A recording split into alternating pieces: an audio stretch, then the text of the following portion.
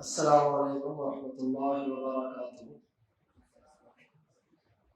بسم اللہ الرحمن الرحیم والحمد للہ رب العالمین والصلاة والسلام علی رسول اللہ وعلی آلہ واصحابہ واتباعہ الی یوم الدین، اما بعد۔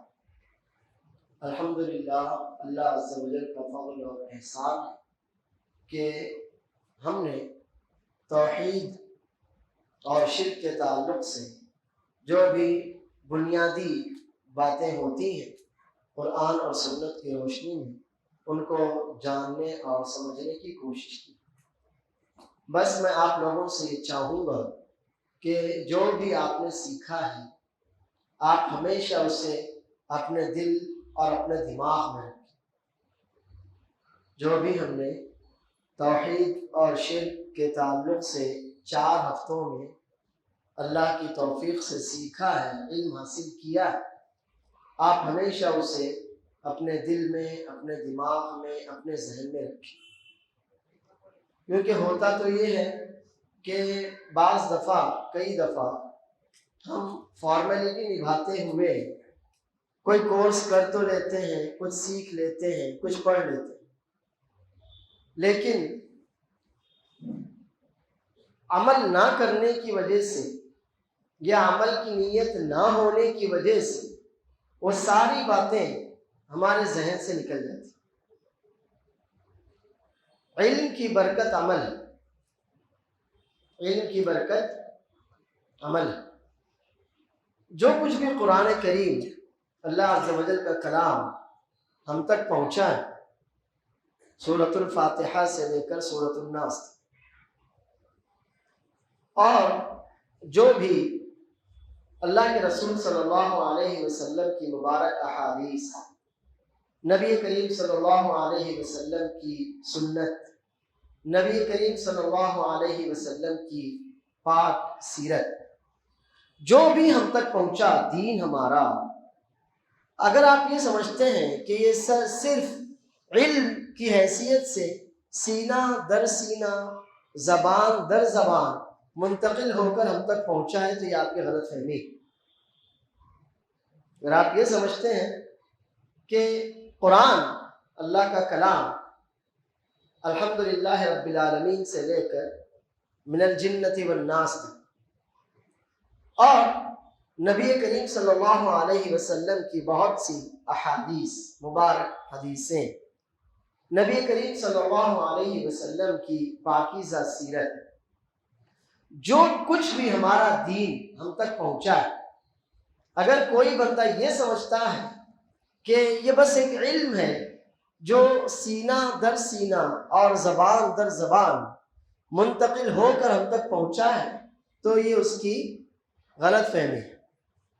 یہ علم صحابہ کرام نے اور ان کے بعد تابعین نے، ہمارے ائمہ نے، محدثین نے، فقہاء نے، ہمارے اسلاف نے، ہمارے باپ دادا نے ہم تک عمل کے ذریعے پہنچایا ہے۔ کیسے پہنچایا ہے؟ عمل کے ذریعے۔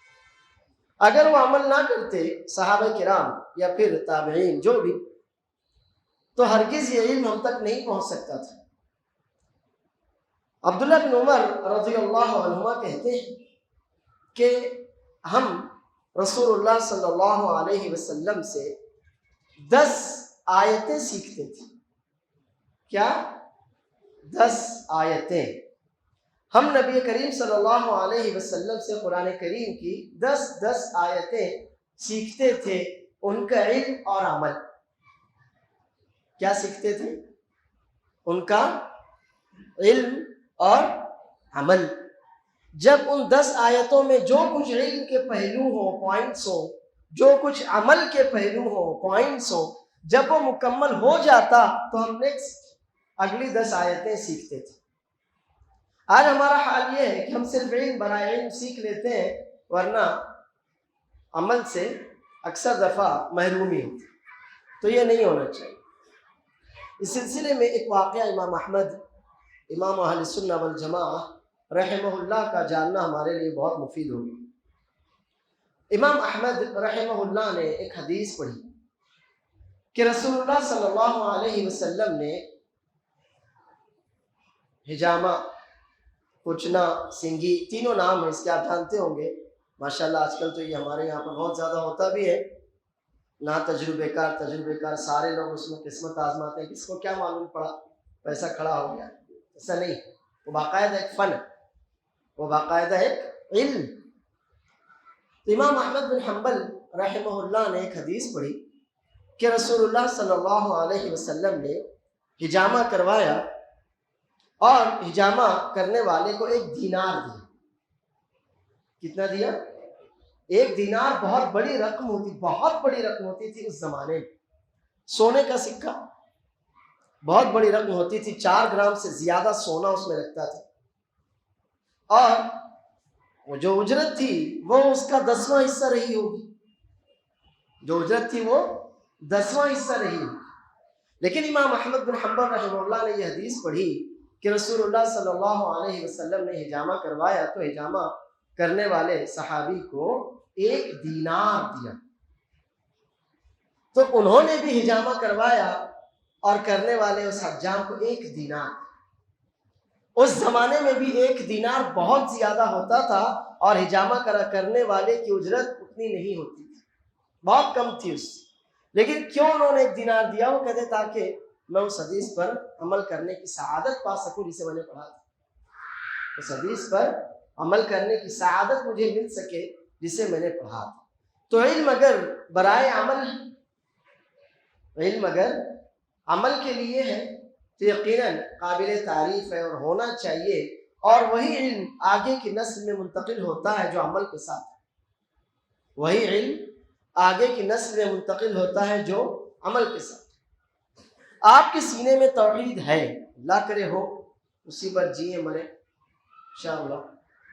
آپ کے سینے میں اگر توحید ہے، لیکن اگر آپ کی زبان میں توحید نہیں، آپ کے عمل میں توحید نہیں، ذرا سی بات پر ایسی آپ سے ہم سے حرکتیں ہو جاتی ہیں جو توحید کے منافی ہیں، تو ہمارے بچے ہم سے توحید کبھی نہیں سیکھیں گے، ہمارے بچے، ہماری نسل، وہ ہم سے توحید کبھی نہیں سیکھے گی، وہ ہم سے وہی سیکھیں گے جو ہمیں عمل کرتا ہوا دیکھیں گے، سوائے یہ کہ اللہ عز و جل انہیں چن لے، ان کو توفیق دے، وہ ایک الگ بات ہے۔ لیکن اصل یہ ہے کہ ہمارے بچے ہم سے کبھی بھی زبان علم نہیں سیکھتے۔ اگر کوئی بندہ گھر میں گالیاں دیتا اور اپنے بچے سے کہ بیٹا گالیاں نہیں دینا، باپ کے سامنے نہیں دے گا، اس کے پیچھے ضرور دے گا، یہ حقیقت۔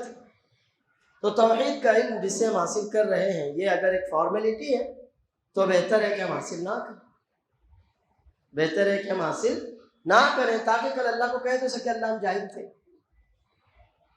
اگر ہم حاصل کر رہے ہیں تو اس کا مطلب یہ ہونا چاہیے کہ انشاءاللہ ہم اس علم کو عمل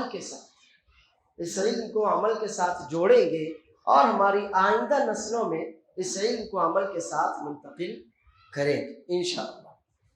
جیسے کہ ہم نے آپ سے وعدہ کیا تھا کہ اللہ نے چاہا تو آج کا ہمارا یہ درس اب براہ راست کتاب التوحید ہمیں شروع کرنی ہے، تو انشاءاللہ آج سے ہم کتاب التوحید شروع کر رہے ہیں۔ یہ کتاب التوحید جسے انشاءاللہ ہم شروع کرنے والے ہیں، بہت ہی برکت والی کتاب،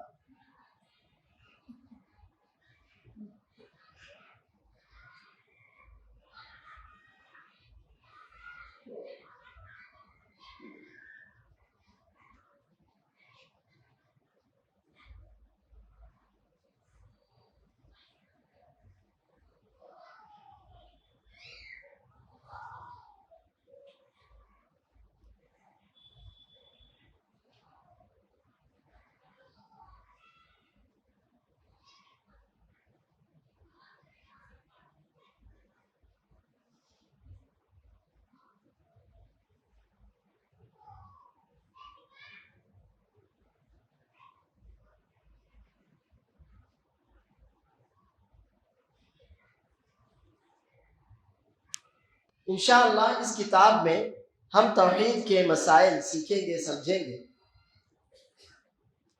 کتاب شیخ الاسلام محمد بن عبد الوہاب بن سلیمان رحمہ اللہ کی لکھی ہوئی کتاب۔ سب سے پہلے یہ شیخ الاسلام کیا ہوتا ہے؟ کیونکہ آج کے زمانے میں تو بہت سے پادری بھی شیخ الاسلام بنے بیٹھے ہیں. آپ نے سنا ہی ہوگا شیخ الاسلام پادری صاحب، سنا ہوگا. تھوڑا سا پا ہٹا کر کوئی اور پے ہٹا کر آپ کچھ بڑھا دیجئے تو ہیں ایسے لوگ. شیخ الاسلام فلاں پادری صاحب بھی آج کل شیخ الاسلام بنے پھرتے ہیں. تو یہ شیخ الاسلام کا لقب معمولی لقب نہیں. شیخ الاسلام کا مطلب یہ ہوتا ہے کہ وہ آدمی جس نے اسلام کی خدمت کی ایسی مثال پیش کی ہو کہ دوسرے ویسی نہ کر سکے. علم اور عمل سے وہ آدمی جس نے اپنے علم اور اپنے عمل سے، اپنی دعوت، اپنی تبلیغ سے اسلام کی ایسی خدمت کی ہو کہ دوسرے لوگ کم از کم اس کے زمانے میں دوسرے لوگ اتنی بڑی خدمت انجام نہ دے سکے ہوں.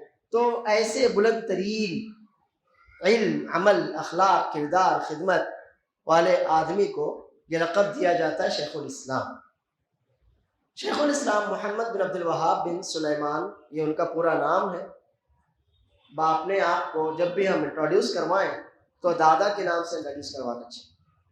میں، میرے والد، میرے دادا، کم از کم اتنا ضرور ہونا چاہیے.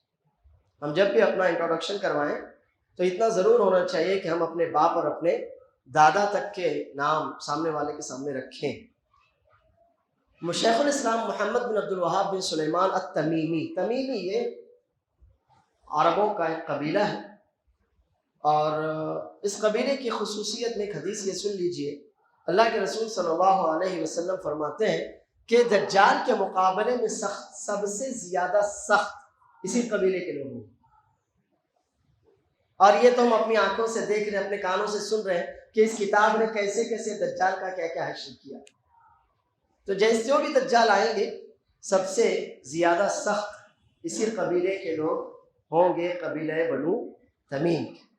شیخ الاسلام محمد بن عبد الوہاب رحمہ اللہ کی ولادت، پیدائش 1115 ہجری کو ہوئی.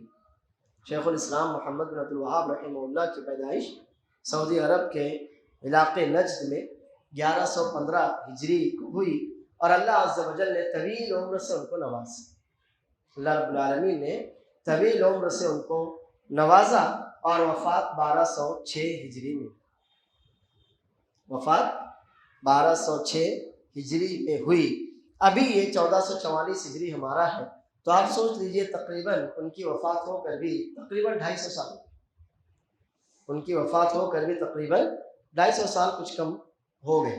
لیکن ان کی کتاب نے جیسے ان کے زمانے میں تبلیغ کا، اصلاح کا، تربیت کا، خاص طور پر توحید اور شرک کے مسائل، جس طرح سے لوگوں میں تربیت کا، اصلاح کا، دعوت کا، خیر کا کام انجام دیا، تو یہ الحمدللہ وہ سلسلہ آج تک جاری ہے، بلکہ اور بڑھ گیا.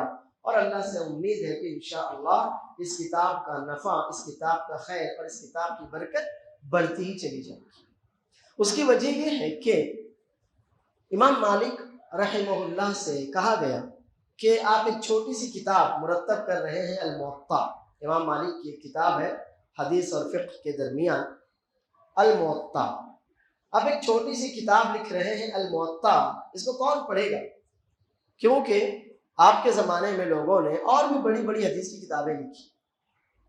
تو امام مالک رحمہ اللہ نے جواب دیا تھا ما کان للہ بقیہ. انہوں نے جواب دیا تھا ما کان للہ بقیہ، جو اللہ کے لیے کام ہوگا نا ہمارا، پھر وہ چھوٹا بڑا نہیں ہوتا. جو اللہ کے لیے کام ہوتا ہے تو اس کی کوانٹٹی نہیں دیکھی جاتی، یہ دیکھا جاتا ہے کہ آپ کی نیت کیسی تھی. جو آپ نے کام کیا اللہ عز و جل کے لیے، تو پھر اللہ رب العالمین اس کو باقی رکھتا ہے.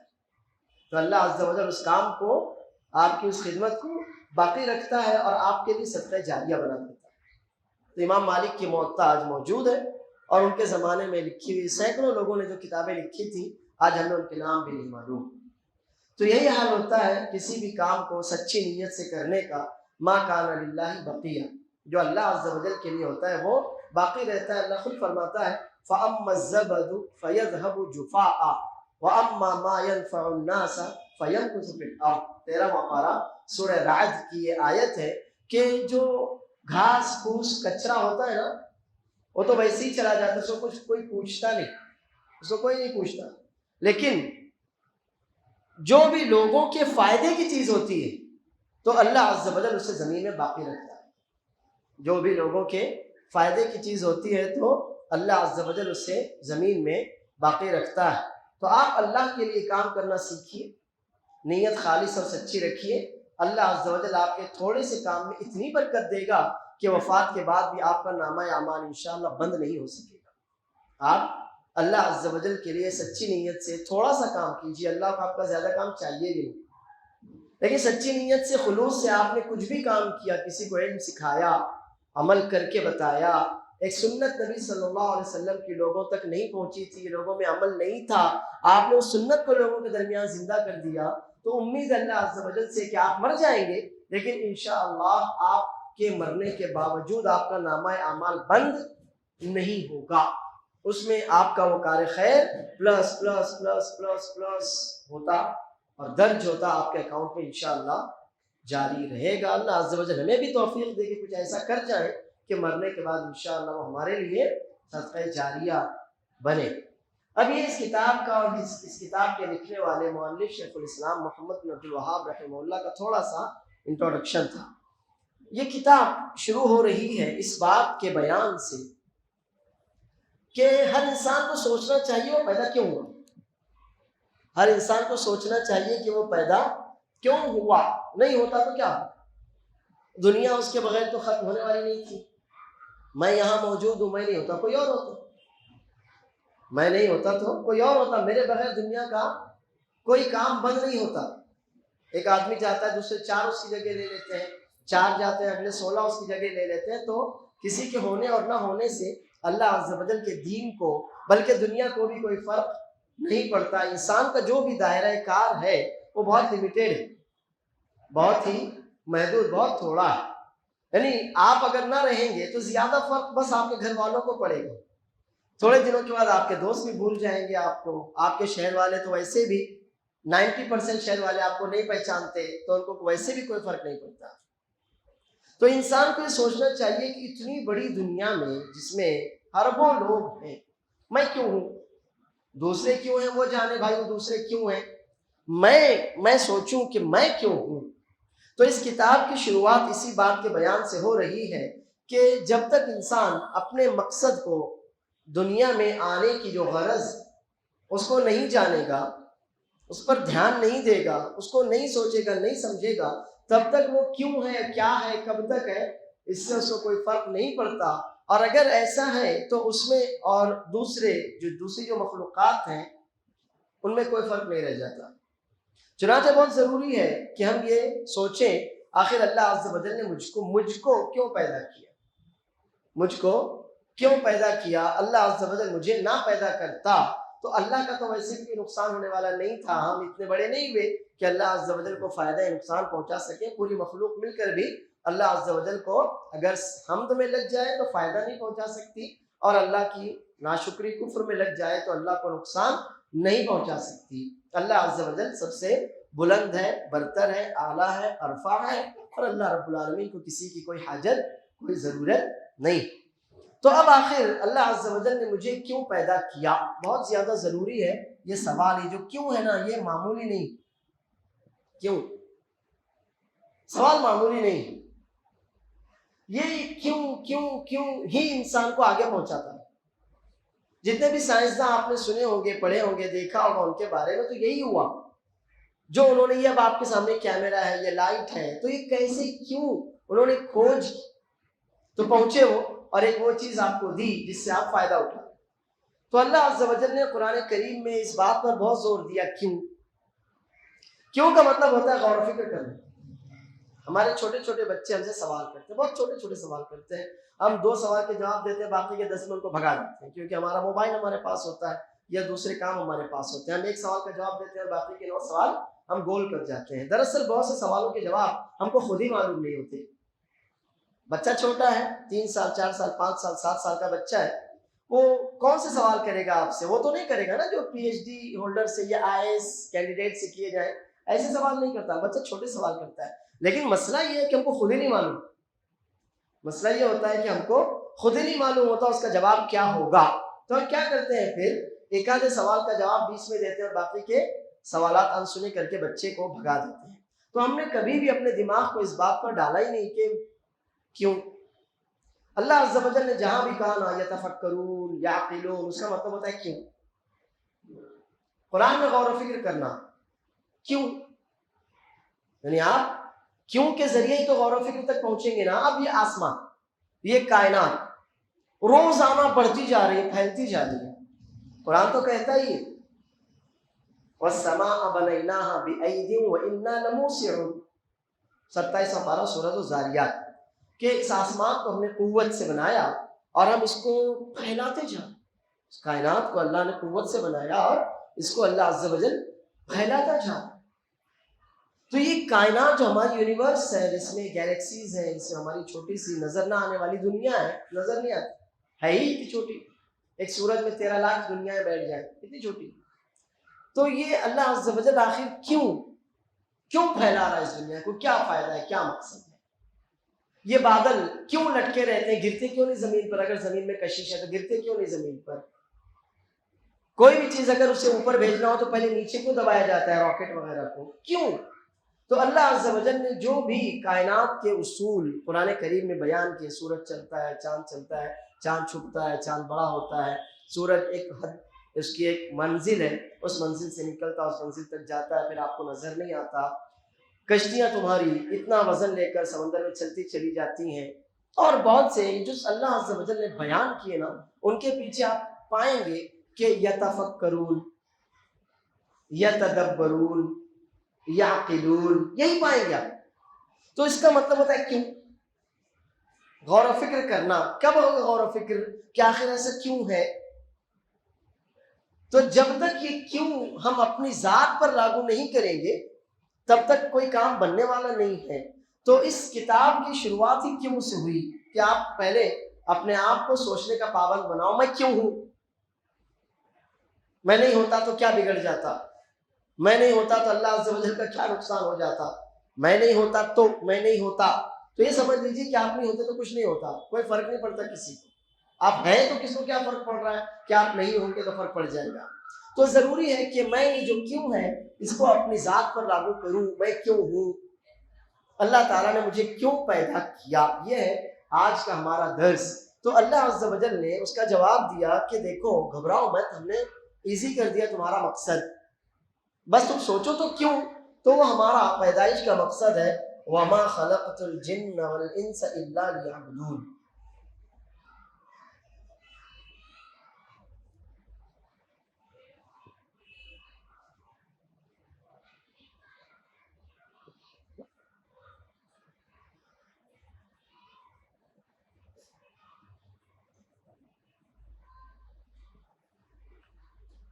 یہ ہے کیوں کا جواب۔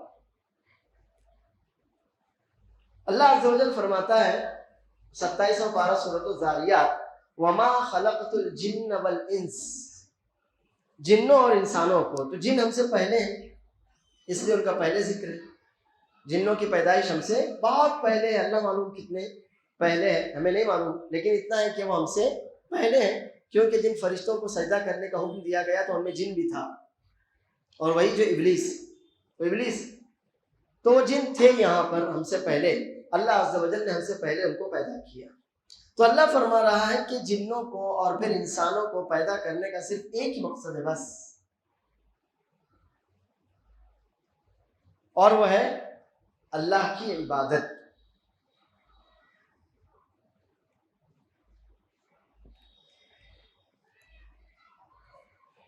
اللہ کی عبادت۔ اب آپ کہیں گے اللہ کی عبادت ہی اگر مقصد ہے تو پھر کیا ضرورت تھی؟ اللہ نے فرشتوں کو پیدا کیا تھا، اللہ تعالیٰ نے جنوں کو بھی پیدا کیا تھا، پھر ہم سے کیوں کروانا چاہتا تھا اللہ عز و جل عبادت؟ اللہ عز و جل کے راز ہوتے ہیں کائنات میں، ہر کام میں اللہ عز و جل کی بہت سی مصلحتیں ہوتی ہیں، حکمتیں ہوتی ہیں، راز ہوتے ہیں۔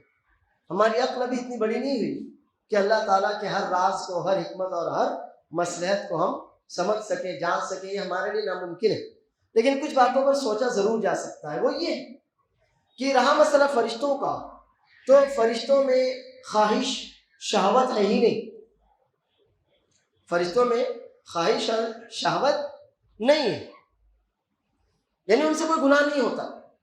اللہ عز و جل نے ان کو گناہوں سے محفوظ رکھا. ہم سے گناہ کیوں ہوتے ہیں؟ کیونکہ شہوت ہے، خواہش ہے، ضرورت ہے، پیٹ کی ضرورت ہے، جنسی ضرورت ہے، جسمانی ضرورت ہے، کئی طرح کی ضروریات ہیں، خواہشات ہیں. اس لیے میں گناہ کرتا ہوں، آپ گناہ کرتے ہیں، انسان گناہ کرتے ہیں. فرشتوں میں نہیں ہے. فرشتوں کو نہ کھانے پینے کی کوئی ضرورت ہے، فرشتوں کو نہ شہوت ہے جو انسان کو شہوت ہوتی ہے، خواہش ہوتی ہے، ایسا کچھ نہیں. تو فرشتوں کو اگر کہا جائے کہ کوئی فرشتہ سجدہ کرتا رہے تو اس کو پرابلم ہی نہیں ہے. بس وہ جب سے اللہ نے کہا، جب تک اللہ کہے گا وہ سجدہ ہی کرتا رہے گا، نہ وہ تھکتا ہے، نہ اس کو کوئی شہوت ہے، نہ کوئی خواہش ہے، نہ کوئی ضرورت ہے. تو ایسی مخلوق کو آزمانے کا کوئی فائدہ، ایسی مخلوق کو آزمانے کا کوئی فائدہ نہیں. اس کو کیا آزمائیں گے؟ اس کو تو کام میں لگائیں گے. فرشتوں کو اللہ عز و جل نہیں آزمائے گا. کیوں نہیں آزمائے گا؟ کیوں نہیں آزمائے گا؟ کیونکہ دیکھو، امتحان اس کا لیا جاتا ہے جس کے فیل ہونے کا چانس ہو. امتحان کس کا لیں گے؟ جس کے فیل ہونے کا چانس، اسی کا تو امتحان لیں گے نا. جس کو ہم کو کوئی ڈگری دینا ہو، جس کو ہم کو پاس فیل کرنا ہو، امتحان اسی کا ہو. لیکن جس سے کچھ ہو ہی نہیں، وہ چیز پاسبل ہی نہ اس کے لیے، تو اس کا امتحان نہیں ہوتا. تو فرشتے اس کیٹیگری میں آتے ہی نہیں کہ ان کا امتحان لیا جائے، کیونکہ ان سے نافرمانی ہونے والی نہیں ہے، وہ بہکنے والے نہیں ہیں، وہ بھٹکنے والے نہیں ہیں، نہ ان کو پیٹ کی ضرورت ہے، نہ شرمگاہ کی ضرورت ہے. دو بڑی برائیاں ہیں جن کی وجہ سے انسان بہک جاتا ہے. آپ اچھی طرح سمجھتے ہیں، یا تو پیٹ ہے یا تو شرمگاہ، یا تو پیٹ ہے یا تو شرمگاہ ہے. فرشتوں کا مسئلہ ہی نہیں ہے، تو فرشتوں کا معاملہ ختم ہوا. اب جن ہے تو آخر جن بھی تو تھے، جی جن ضرور تھے، لیکن جنوں کا مسئلہ ایسا ہے کہ جنوں کو اللہ عز و جل نے اتنی زیادہ قوتیں دی ہیں جتنی قوتیں انسانوں کو نہیں دی. اللہ عز و جل نے جنوں کو، ابھی جن یہاں موجود ہے، معلوم آپ کو؟ معلوم ہے نا؟ ہمارے ساتھ ایک جن لگا ہوا ہے، تو جن موجود ہے، گھبرانے کی ضرورت نہیں، ہم ان سے ڈرتے ورتے نہیں. جن جو ہے ہمارے ساتھ موجود ہیں، لیکن ہم ان کو دیکھتے نہیں. اللہ عز و جل نے جنوں کو غائب ہونے کی، صورت بدلنے کی، اڑنے کی، کئی طرح کی قوتیں دی. لیکن جنوں کا معاملہ ایسا ہے کہ اگر وہ آپ کے سامنے جیتی جاگتی مخلوق کی شکل میں نہ آئے تو آپ ان کو دیکھ نہیں سکتے، آپ ان کو چھو نہیں سکتے. سمجھ میں آیا؟ تو اب رہا مسئلہ جنوں کا، تو جن بھی ہماری اس کیٹیگری پر پورے نہیں اترتے. دوسری بات یہ ہے کہ جنوں کی جو پیدائش ہے وہ آگ سے، اور کوئی بھی چیز جس سے بنائی یا پیدا کی جاتی ہے اس کے اندر اس کی تاثیر ہوتی ہے. جنوں کی پیدائش آگ سے ہوئی، اور جو بھی چیز جس چیز سے بنائی جائے گی نا اس کی تاثیر اس کے اندر ہوگی. یعنی آپ آلو کی سبزی بنائیں گے تو اس میں گوشت کا مزہ نہیں آئے گا، اس میں آلو ہی کا مزہ آئے گا. اور آپ گوشت بنائیں گے تو اس میں پھر آپ کو آلو کا مزہ نہیں آئے گا، وہ گوشت کا مزہ دے گا. پھر آپ اس سے کوئی بھی ڈش بنا لو، کچھ بھی، آپ قلیہ بنا لو، آپ بریانی بنا لو، پلاؤ بنا لو، کچھ بھی بناؤ، گوشت ہے تو گوشت کا مزہ دے گا، آلو ہے تو آلو کا مزہ دے گا. تو کچھ بھی آپ بنا لو، آگے چل کر وہ چیز اپنی اصل کے ساتھ جڑی رہتی. تو جنوں کا مسئلہ ایسا ہے کہ وہ آگ کے ہیں، ان کے اندر تیش، بھڑکنا، آگ بھڑکتی ہے نا، تیش، بھڑکنا بہت زیادہ ہے، بہت زیادہ ہے. تو جو ایک کیٹیگری ہونی چاہیے تھی کسی کو سردار بنانے کی، ان میں نہیں ہے. آپ کو معلوم کہ انبیاء اور رسول جو آئے وہ جنوں میں سے نہیں آئے. کس میں سے آئے؟ ہم انسانوں میں سے. کیونکہ ایک کیٹیگری ہوتی ہے، ہر آدمی کا اپنا ایک کیلیبر ہوتا ہے، ایبلٹی ہوتی ہے، کیپیبلٹی ہوتی ہے کہ اس کو کیا، کون سا عہدہ دیا جائے. اب اللہ عز و جل ہماری طرح جاہل تو نہیں ہے، ہماری طرح اللہ عز و جل کے یہاں وہ پیمانے تو نہیں ہے کہ جس کو جو میرا رشتہ دار ہو، جو پیسے والا ہو، اس کو میں سرداری دوں، ایسا نہیں ہے. اللہ عز و جل کے یہاں پر کسی بھی کام کا، کسی بھی چیز کا، کسی کو کچھ دینے کا معیار ہوتا ہے. جو آدمی اس کیٹیگری کا ہوتا ہے اللہ عز و جل اس کو وہی دیتا ہے. اب اہل مکہ نے کہا تھا کہ محمد صلی اللہ علیہ وسلم کو کیوں نبوت دی گئی، اللہ کو وہ فلاں یا فلاں کو نبی بنانا چاہیے تھا، تو اللہ عز و جل نے کہا وَرَبُّكَ يَخْلُقُ مَا يَشَاءُ وَيَخْتَارُ، یہ اختیارات تو اللہ عز و جل کے لیے کے ہیں، اور اللہ عز و جل کے یہاں پر ایک معیار ہوتا ہے، اللہ عز و جل کے یہاں ایک معیار ہوتا ہے، اب جو اس معیار پر اترے گا اسی کو اللہ عز و جل جو بھی عہدہ، رتبہ، مرتبہ، مال، عزت، علم، شہرت جو بھی دینا ہے وہ اس کو دے گا، ہر ایک کو نہیں دیتا اللہ تعالیٰ۔ تو جنوں کا مسئلہ ایسا تھا کہ ان کے اندر پوری دنیا کی امامت کرنے کی صلاحیت نہیں تھی۔ کیوں نہیں تھی؟ اس لیے کہ وہ نظر نہ آنے والی انویزیبل، نظر نہ آنے والی انویزیبل، غیر مرئی، صاف اردو میں بولتے ہیں غیر مرئی، نظر نہ آنے والی انویزیبل مخلوق ہے۔ اب جو دکھتا ہی نہیں ہم اس کے ساتھ معاملات کیسے کریں گے؟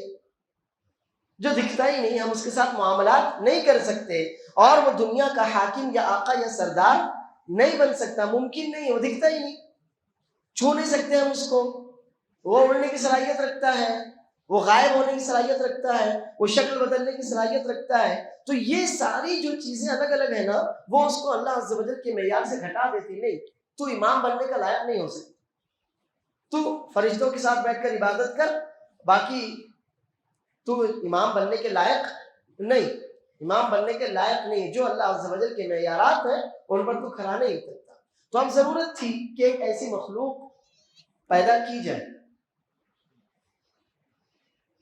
جو رول ماڈل بن سکے۔ سوال کہ اللہ تعالیٰ نے عورت کو نبی کیوں نہیں بنایا؟ جواب ہے کہ عورت کے اندر بہت سی کمزوریاں ہیں، عورت کی عقل، عورت کا جسم، عورت کی صلاحیت محدود ہے، مخصوص تھوڑی سی لمیٹیڈ جگہ کے اندر وہ اپنا کام کرے تو ہی خیر ہے، ورنہ کوئی خیر نہیں ہے اس میں جو اللہ نے جس کام کے لیے پیدا کیا اتنا ہی کرے، اسی دائرے میں کرے تو خیر ہے۔ اور نبوت کا جو دائرہ ہے وہ تو پوری دنیا تک پھیلتا ہے، نبوت کا جو دائرہ ہے وہ کہاں تک پھیلتا ہے؟ کہاں تک؟ پوری دنیا تک۔ رسول اللہ صلی اللہ علیہ وسلم کی آواز تو پوری دنیا میں گونج رہی ہے نا، رسول اللہ صلی اللہ علیہ وسلم کی آواز کہاں گونج رہی ہے؟ پوری دنیا میں، اور انشاءاللہ قیامت تک گونجتی رہے گی۔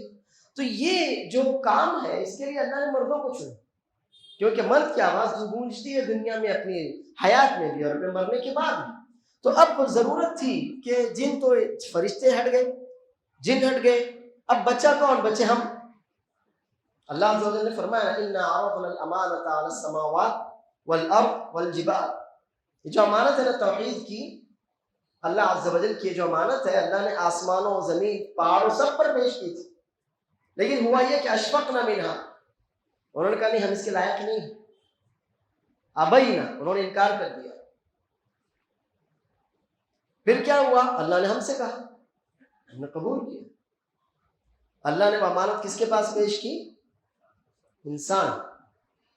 اللہ عز و جل نے وہ امانت اپنے دین کی، اپنی توحید کی امانت ہمارے حوالے کی، اور پھر ہم نے کیا کیا؟ اس کو حملہ الانسان، ہم نے اس امانت کو اٹھایا، اس کی ذمہ داری لی کہ ہاں ٹھیک ہم اس کے قابل ہیں، ٹھیک ہے۔ پھر بعد میں ہم نے اس میں کیا خیانتیں کی، کیا چوریاں کی، کیا کیا، وہ ایک الگ چیز ہے، لیکن ہم نے قبول کیا اس امانت کو، ہم نے انکار نہیں کیا، ہم نے انکار نہیں کیا، کیونکہ ہم سمجھتے تھے کہ ہم اس امانت کو اٹھانے کے لائق ہیں۔ بعد میں ہم نے چوری کی، خیانت کی، سب کیا، لیکن شروعات میں ہم نے اپنے آپ کو اس امانت کے قابل سمجھا، چنانچہ اللہ عز و جل نے وہ امانت ہمارے حوالے کی۔ تو انسان، اس میں خیر بھی ہے، شر بھی، اس میں معافی بھی ہے اور انتقام بھی، اس میں معافی بھی ہے، انتقام بھی، اس میں صبر بھی ہے، شکر بھی، اس میں نیکی بھی ہے، گناہ بھی، اس میں اچھائی بھی ہے، برائی بھی۔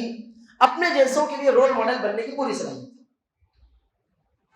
اپنے جیسوں کے لیے رول ماڈل بننے کی، بلکہ جنوں کے لیے رول ماڈل بننے کی پوری صلاحیت ہے کہ تم سے کمزور مخلوق ہے مگر وہ اس درجے پر ہے تو تم ان کو فالو کرو۔ یہ مخلوق انسان جنوں سے کمزور ہے لیکن اونچے درجے پر ہے، تو اب جنوں کا کیا فرض ہے کہ وہ ہم کو فالو کریں، وہ ہماری اتباع کریں، وہ ہماری اتباع کریں۔ تو ضرورت تھی کہ جب فرشتے ہٹ گئے، اس کام کے لائق نہ ٹھہرے، جنات ہٹ گئے، وہ اس کام کے لائق نہیں تھے، تو اللہ عز و جل نے پھر انسان کو پیدا کیا۔ اب انسان کا کام کیا ٹھہرا؟ سمجھ میں آیا کہ آخر اللہ نے کیوں فرشتوں ہی پر وہ سلسلہ ختم نہیں کیا یا جنات پر وہ سلسلہ ختم نہیں کیا؟ اللہ نے کیوں انسانوں کو وجود بخشا؟ بات سمجھ میں آئی؟ پکا؟ جی ہاں. اب سمجھ کے آگے بڑھتے ہیں. اب یہ جو یعبدون ہے، ہمارے مفسرین رحمہ اللہ فرماتے ہیں کہ یہ یعبدون دراصل یوحدون ہے.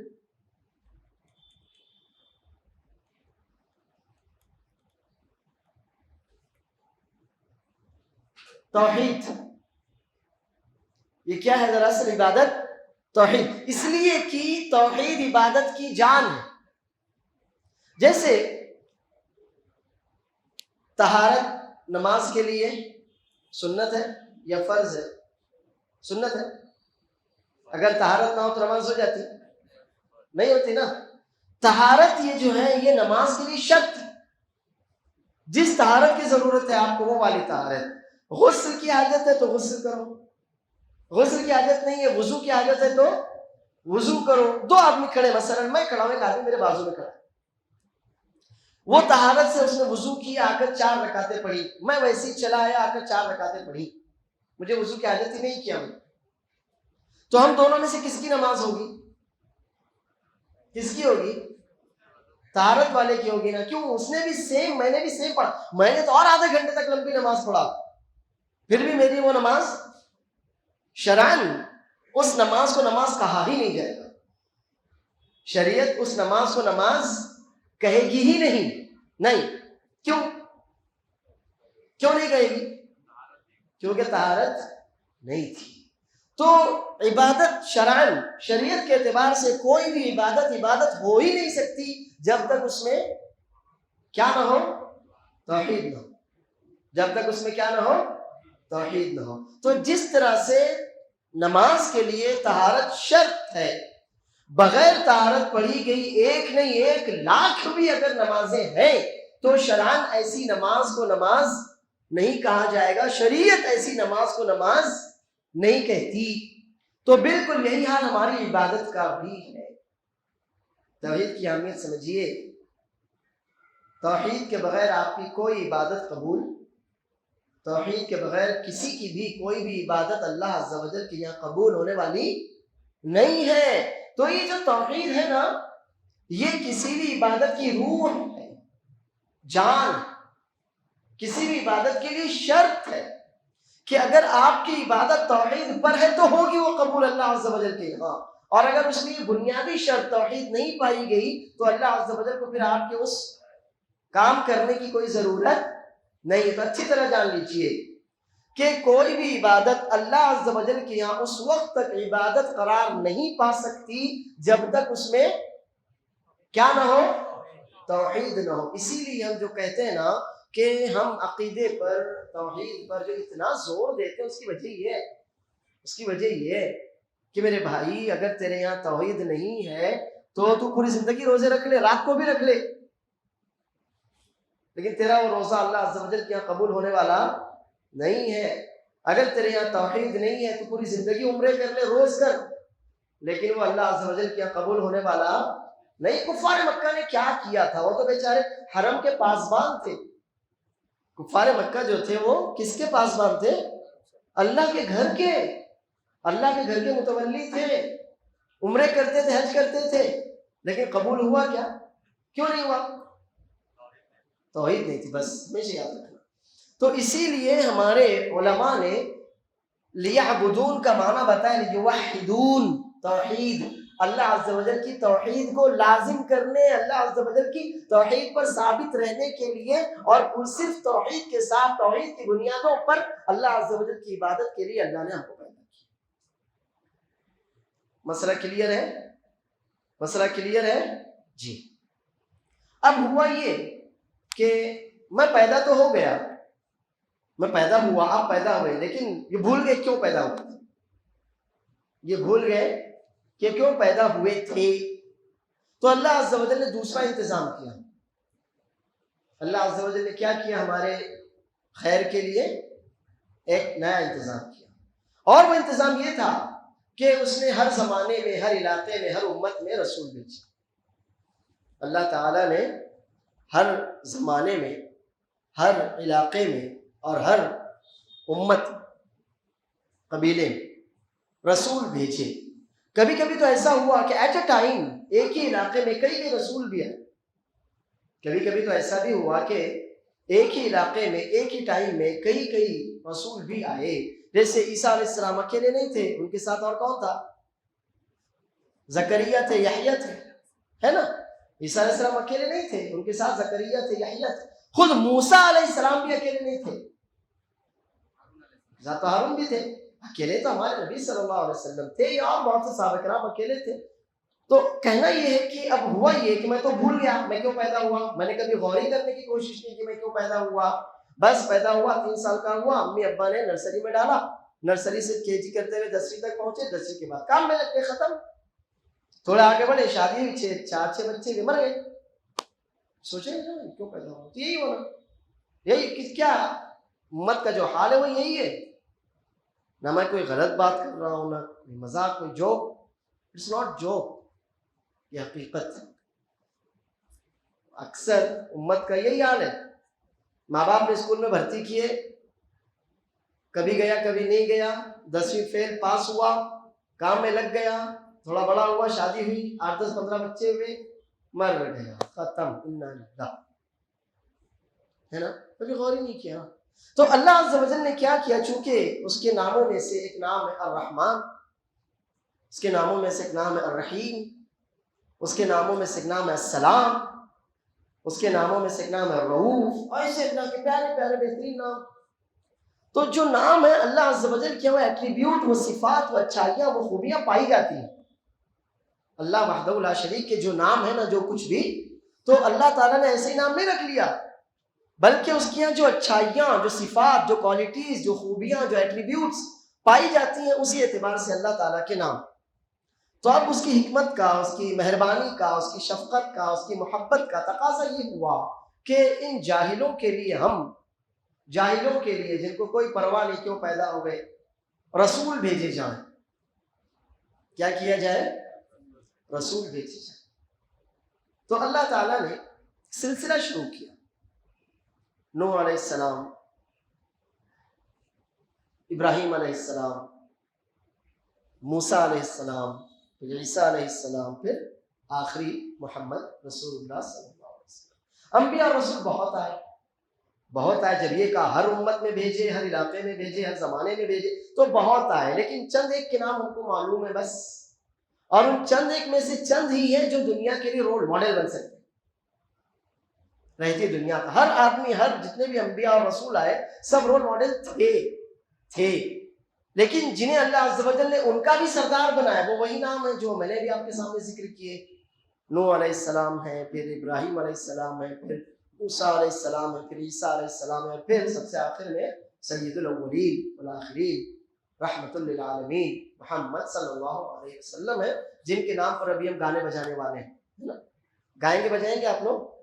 پھر کیوں خوشی نہیں ہوتی؟ رسول اللہ صلی اللہ علیہ وسلم کو برتھ ڈے نہیں منانا؟ کیوں نہیں؟ ابھی کل تو منایا نا گاندھی جی کا برتھ ڈے، تو رسول اللہ صلی اللہ علیہ وسلم کو برتھ ڈے منانے میں کیا حرج؟ کوئی حرج ہے؟ ہاں، کوئی حرج ہے کیا؟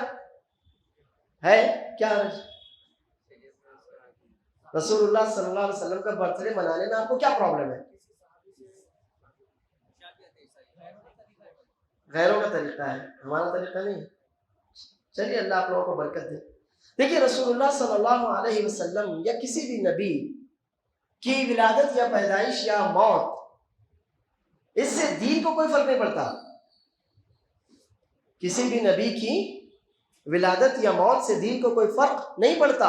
اسی لیے تو عمر رضی اللہ عنہ نے رسول اللہ صلی اللہ علیہ وسلم کی ولادت کا مہینہ تھوڑی اسلام کا پہلا مہینہ مانا، بلکہ ہجرت جس سے فرق پڑا تھا، اور آج بھی ہم ہجری کہتے ہیں، اس مہینے کو اسلامی سال کا پہلا مہینہ مانا گیا. اس مہینے کو بدنام کرنے میں شیعوں نے جو رول نبھایا وہ آپ کو معلوم ہی ہوگا. تو دراصل وہ اس مہینے کو بدنام کرنے کی سازش ہے، کئی باتیں اس کے پیچھے. تو رسول اللہ صلی اللہ علیہ وسلم کی ولادت کا یا برتھ ڈے کا کوئی تصور، اسلامی تصور نہیں ہے. اور ویسے بھی گانا بجانا ناچنا یہ مسلمانوں کی صفت تو ویسے بھی نہیں ہے. گانا بجانا، ناچنا چلانا، شور کرنا، یہ ویسے بھی مسلمانوں کی صفت اور مسلمانوں کے کام نہیں۔ تو سب سے آخر میں اللہ عز و جل نے اپنے رسول محمد صلی اللہ علیہ وسلم کو بھیجا۔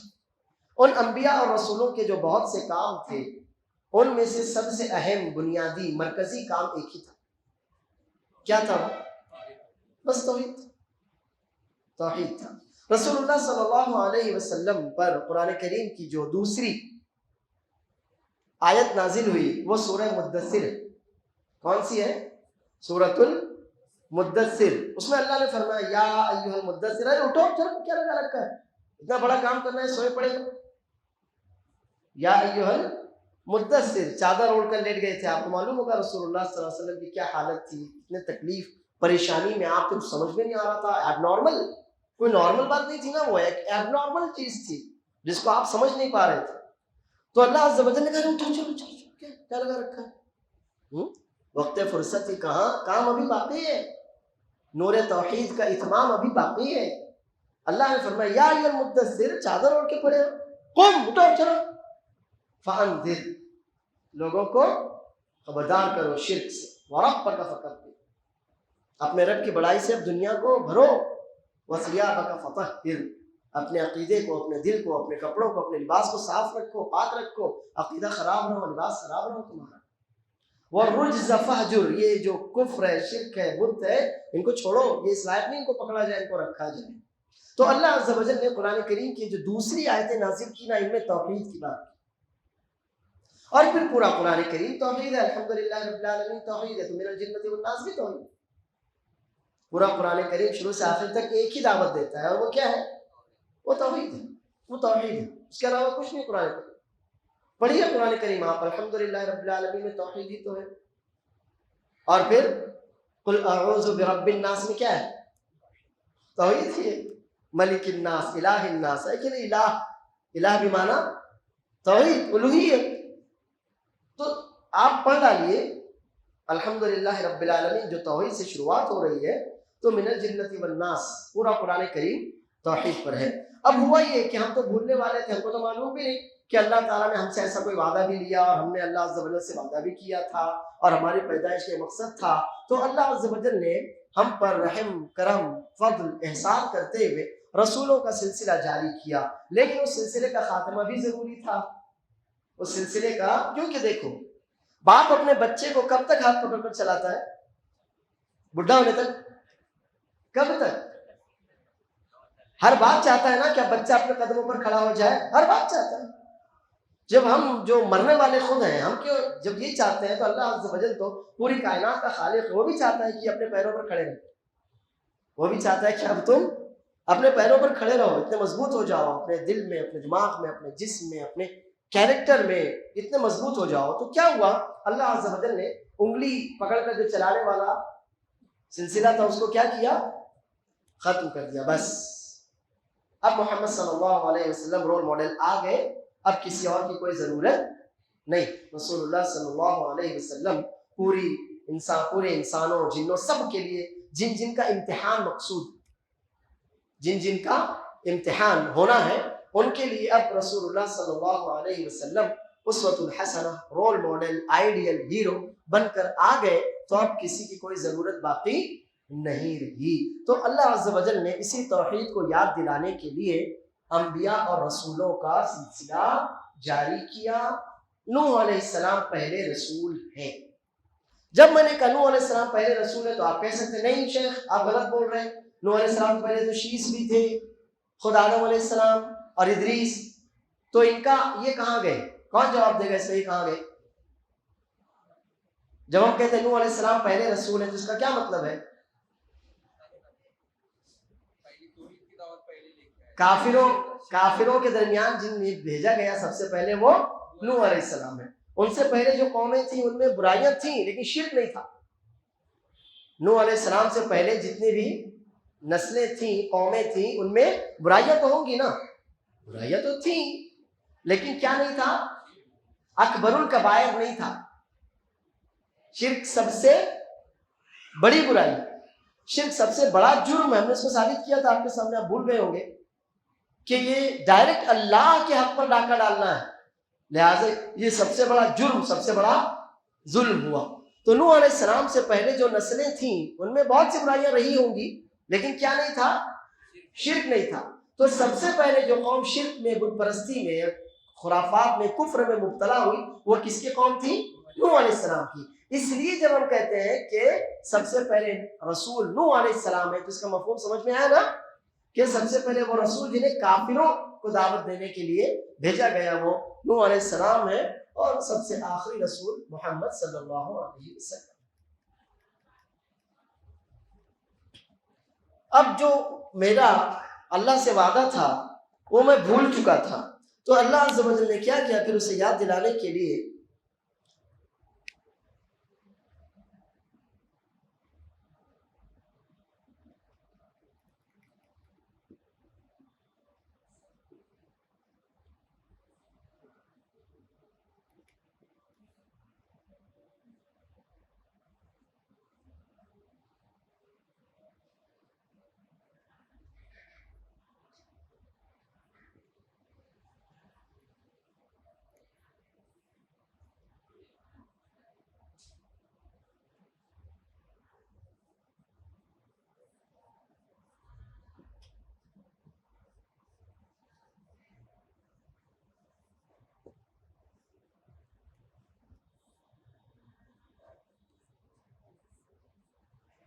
یہ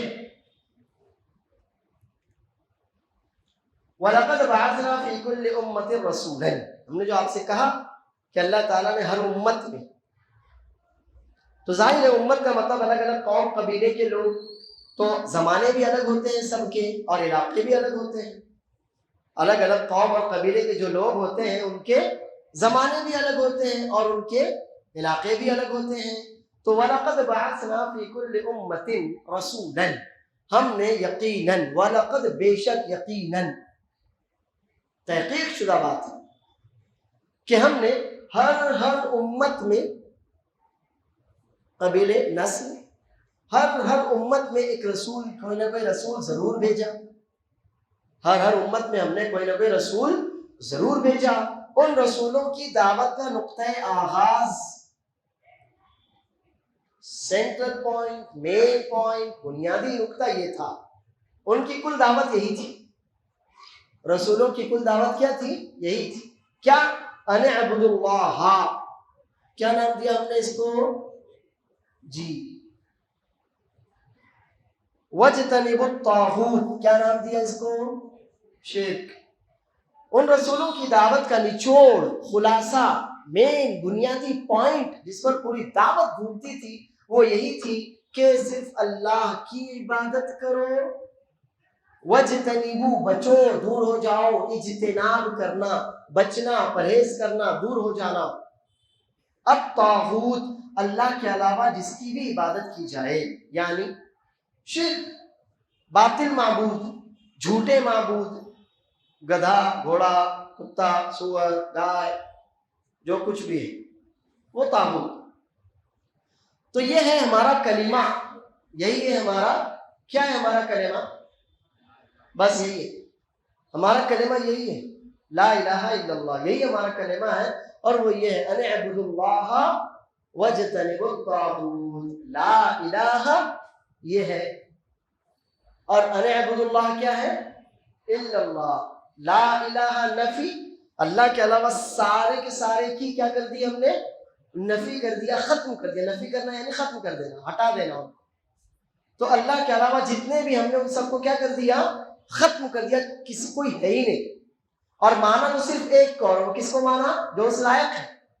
مانا تو صرف ایک کو، کون ہے وہ؟ جو اس لائق ہے، اور وہ کون ہے؟ اللہ عز و جل۔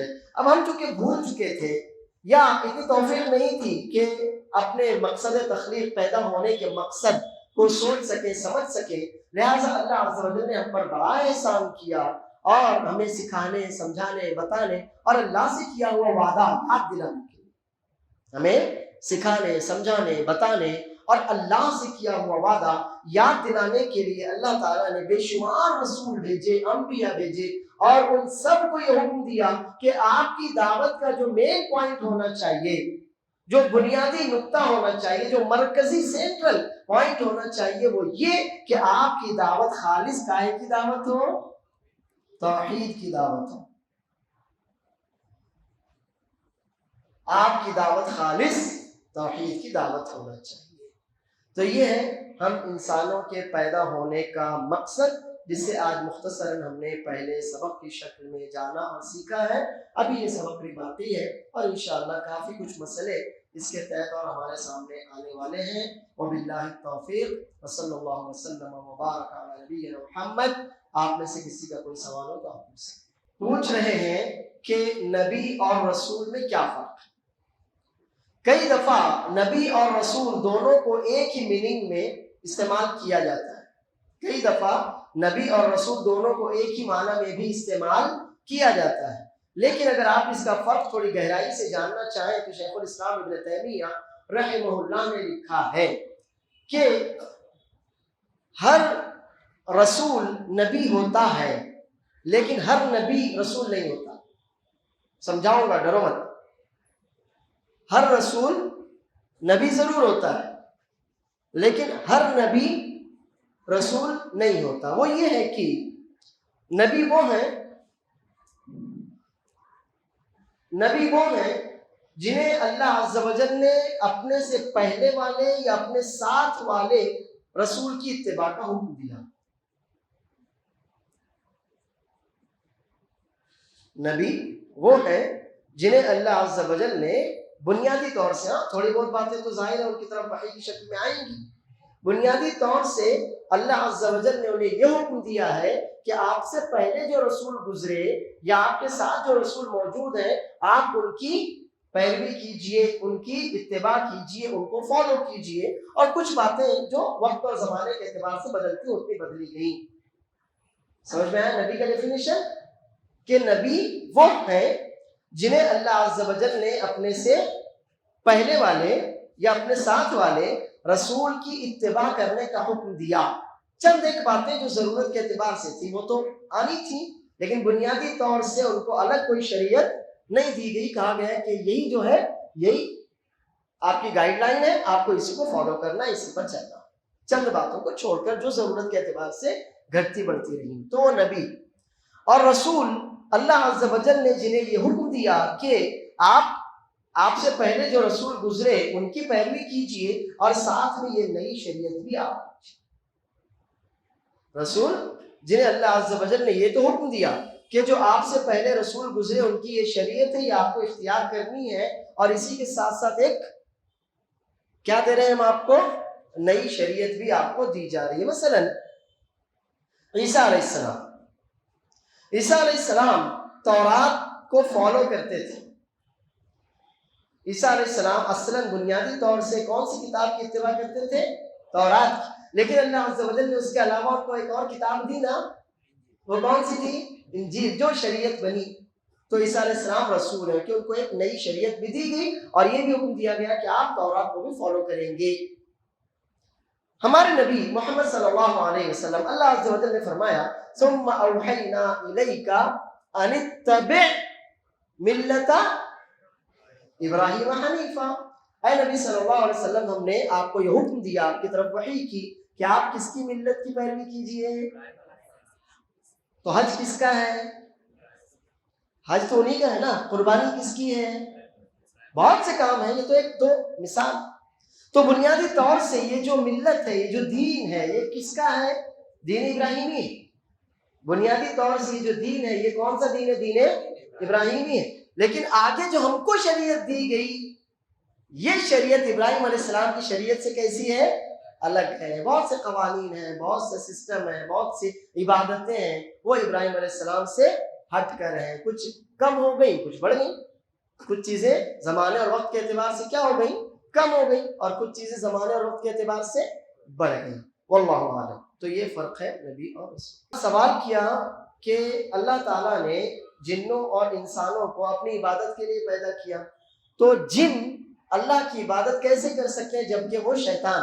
یہی کہا نا آپ نے. تو یہ سوال، تو دراصل مسئلہ یہ ہوا کہ آپ بیچارے سارے جنوں کو شیطان سمجھ بیٹھے. ایسی بات نہیں ہے. آپ نے کیا کیا، تھوڑا سا غلط فہمی ہو گئی اور آپ سارے جنوں کو شیطان سمجھ بیٹھے ایسی بات نہیں ہے. جنوں میں سے بہت سے مومن ہیں موحد ہیں، جنوں میں سے بہت سے مومن ہیں موحد ہیں، اور جنوں میں سے بہت سے خبیث ہیں. تو جو خبیث ہیں، کافر ہیں، لوگوں کو تکلیف پہنچانے کا کام کرتے ہیں، ان کو شیطان کہا جاتا ہے. جن ایک جنس، ایک مخلوق ہے. اس مخلوق میں سے بہت سے لوگ اچھے ہیں اور بہت سے لوگ برے ہیں. تو ان جنوں میں سے جو لوگ برے ہیں ان کو کیا کہتے ہیں؟ شیطان. تو ان کو شیطان کہتے ہیں. سب جن شیطان نہیں ہیں، بہت سے جن اچھے ہیں. اللہ کے رسول صلی اللہ علیہ وسلم نے جب دعوت دی تو بہت سے جن بھی ایمان لائے تھے. ہے کہیں قرآن میں؟ دو جگہ ماشاءاللہ. ایک تو 26ویں پارے سورہ احقاف میں بھی ہے، وَإِذْ صَرَفْنَا إِلَيْكَ نَفَرًا مِنَ الْجِنِّ يَسْتَمِعُونَ الْقُرْآنَ. اور پھر ایک پوری سورت ہے جو ابھی ہمارے بھائی نے کہی. کون سی سورت ہے؟ قُلْ أُوحِيَ إِلَيَّ أَنَّهُ اسْتَمَعَ نَفَرٌ مِنَ الْجِنِّ، ہے نا.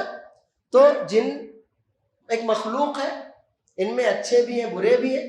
جو اچھے ہیں وہ جن کہلاتے ہیں، اور جو برے ہیں انہی کو خبیث اور چڑیل اور بھوت اور شیطان کہتے ہیں. واللہ اعلم. نہیں، آپ کا سوال یہ ہے کہ یہ جو طاغوت ہے، تو کچھ لوگ ایسا کہتے ہیں کہ ایک سسٹم بھی طاغوتی ہوتا ہے. آپ کا جو سوال ہے وہ دراصل پبلک کے لائق کا نہیں ہے. بہت سے سوالات ایسے ہوتے ہیں جو ٹاپک سے ہٹ کر ہوتے ہیں. تو انشاءاللہ کسی موقع پر اللہ نے چاہا تو اس کی وضاحت کی جائے گی. یہاں بس اتنا جان لیجیے کہ یہاں جو طاغوت ہے اس کا مطلب اللہ کے علاوہ جس کی عبادت کی جا رہی ہے اور وہ اپنی عبادت سے راضی بھی ہے. اللہ کے علاوہ جس کی عبادت کی جا رہی ہے اور وہ اپنی عبادت سے راضی بھی ہے، یا آسان الفاظ میں کفر، شرک، غیر اللہ، اللہ کے علاوہ جو معبود ہے وہ طاغوت ہے. اللہ. سوال ہے کہ جیسے غیر مسلمین کی جترا ہوتی ہے نا، یا ہمارے کچھ بھائیوں کی بھی تو جترا عرس وغیرہ کے نام پر ہوتی ہے. ہو سکتا ہے آج ہو گئی ہو یا کل ہونے والی ہو. آج ہو گئی یا کل ہے؟ وہ ہو گئی، ختم، پھر کل نہیں ہے. اچھا، شروع. تو سوال یہ ہے کہ جترا مسلمانوں کی ہو یا ہندوؤں کی کسی کی بھی ہو، تو اس میں دکانیں لگانا یا اس بھیڑ سے کسی طرح کا مالی فائدہ اٹھانا کیسا ہے؟ ایک تو یہ ہے واللہ عالم کہ آپ وہ چیز بیچیں جو کفر اور شرک میں کام آتی ہے. آپ کیا کریں؟ وہ چیز بیچیں جو کفر اور شرک میں کام آتی ہے. جیسے ناریل، گیندے کے پھول، وہ ہری چادریں، ہرے جھنڈے. تو یہ تو غلط ہے، آپ وہ نہیں کر سکتے، وہ آپ کے لیے حرام ہے. کیونکہ اللہ فرماتا ہے وَلَا تَعَاوَنُوا عَلَى الْإِثْمِ وَالْعُدْوَانِ. گناہ، برائی، کفر، شرک، گندے خبیث کاموں میں آپ کسی کے ساتھ کوئی تعاون مت کریں. تو جترا ہو یا عرس وغیرہ کچھ بھی ہو، آپ وہ کام ہرگز نہیں کر سکتے جو شرک میں کام آ رہا ہے. لیکن اس جترا سے یا اس عرس سے اپنا کوئی جائز فائدہ اٹھانا، مثلا وہاں عرس بھرا ہوا ہے، میں کوئی جائز کاروبار ہے میرا، مثلا آئس کریم یا کتابیں یا کپڑے، ایسا کوئی کاروبار ہے جو جائز ہے، کہیں اینی ٹائم اینی ویئر ہم وہ کام کر سکتے ہیں. تو واللہ عالم میری ناقص رائے یہی ہے کہ آپ وہ کام وہاں کر سکتے ہیں، اور ان لوگوں کی جو بھیڑ بن رہی ہے آپ اس سے اپنی تجارت کا فائدہ اٹھا سکتے ہیں. واللہ عالم. بس شرط یاد رکھیے ان کے کفر اور شرک میں تعاون کرنے والا آپ کا وہ کام، وہ چیز نہ ہو. تو پھر کوئی حرج نہیں، آپ کو اور ہم کو ایسی موقعوں سے فائدہ اٹھانا چاہیے. یہاں پر دن بھر انتظار کرو تو 5 کسٹمر آتے، وہاں بیٹھے بیٹھائے 50 آ جاتے. تو اگر جائز آپ کا وہ کام ہے تو اللہ عالم آپ وہ کام کر سکتے. سید الاولین والآخرین، یہ ضرور تھوڑی ہے. سید الاولین والآخرین رسول اللہ صلی اللہ علیہ وسلم تمام اولاد آدم کے سردار ہیں. اللہ کے رسول صلی اللہ علیہ وسلم خود فرماتے ہیں انا سید ولد آدم یوم القیامہ. صحیح مسلم کی روایت ہے کہ قیامت کے دن میں تمام اولاد آدم کا سردار رہوں گا. تو اولاد آدم میں وہ بھی ہیں جو رسول اللہ صلی اللہ علیہ وسلم سے پہلے جا چکے، اور اولاد آدم میں وہ بھی ہیں جو رسول اللہ صلی اللہ علیہ وسلم کے بعد والے ہیں. تو آپ سید ہیں نا، تو سید الاولین اور سید اللہ علیہ. سوال ہے کہ شرک ایک ایسا گناہ ہے، جرم عظیم ہے جو تمام عبادات کو ختم کر دیتا ہے. یہ تم نے ماشاءاللہ پڑھا بھی ہے، 4 لیکچر ہو گئے اس پر، اللہ برکت دے.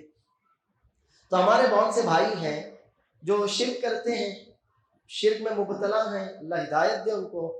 اب اس شرک کے رہتے ہوئے ان کے جو نیک اعمال ہیں وہ قبول ہوں گے یا نہیں ہوں گے، ہے نا؟